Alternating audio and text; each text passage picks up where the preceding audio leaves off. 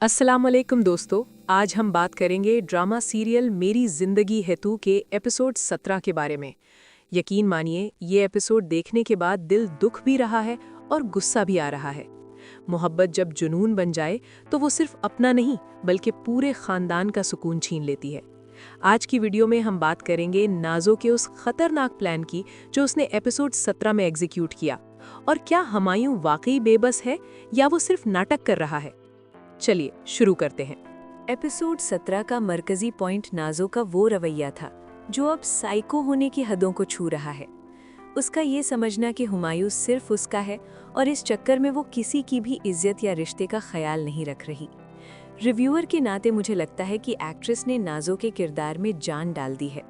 वो जो cold expressions देती हैं वो देखकर ऑडियंस वाकई डर जाती है। एपिसोड 17 में उसने जिस तरह से घर वालों को मैनिपुलेट किया वो दिखाता है कि वो अब किसी भी हद तक जा सकती है। अब आते हैं हुमायूं पर। बहुत से लोग कमेंट कर रहे हैं कि हुमायूं बेचारा है, लेकिन क्या वाकई ऐसा है? एपिसोड 17 में हुमायूं की खामोशी मुझे काफ़ी खटक रही है। जब आपको पता हो कि कोई आपके घर की खुशियों को आग लगा रहा है तो आप इतने चुप कैसे रह सकते हैं?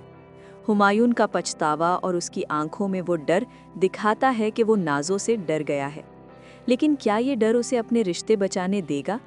ये एक बड़ा सवाल है जो इस एपिसोड ने हमारे लिए छोड़ा है। अगर हम स्क्रिप्ट की बात करें तो एपिसोड 17 की पेसिंग थोड़ी स्लो थी मगर इमोशनल हैवी थी। डायलॉग डिलीवरी बहुत बेहतरीन है। एक लॉजिक गैप जो मुझे लगा वो ये कि बाकी घर वाले नाज़ो की इतनी बड़ी बड़ी बातों को इतनी आसानी से इग्नोर कैसे कर रहे हैं। क्या कोई इतना अंधा हो सकता है? लेकिन ड्रामा है तो थोड़ा मिर्च मसाला तो ज़रूरी है। प्रोडक्शन क्वालिटी और बैकग्राउंड स्कोर ने इमोशनल सीन्स को मज़ीद पुरअसर बना दिया है।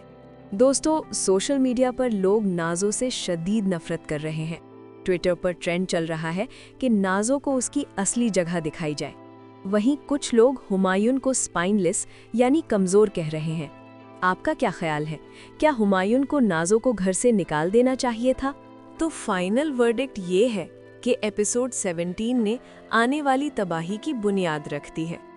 अगले एपिसोड यानी एपिसोड 18 में हम देखेंगे कि नाज़ो शायद कोई ऐसा कदम उठाए जो हुमायूं को हमेशा के लिए उसका गुलाम बना दे, या फिर कोई ऐसा सच सामने आए जो नाज़ो का पर्दाफाश कर दे।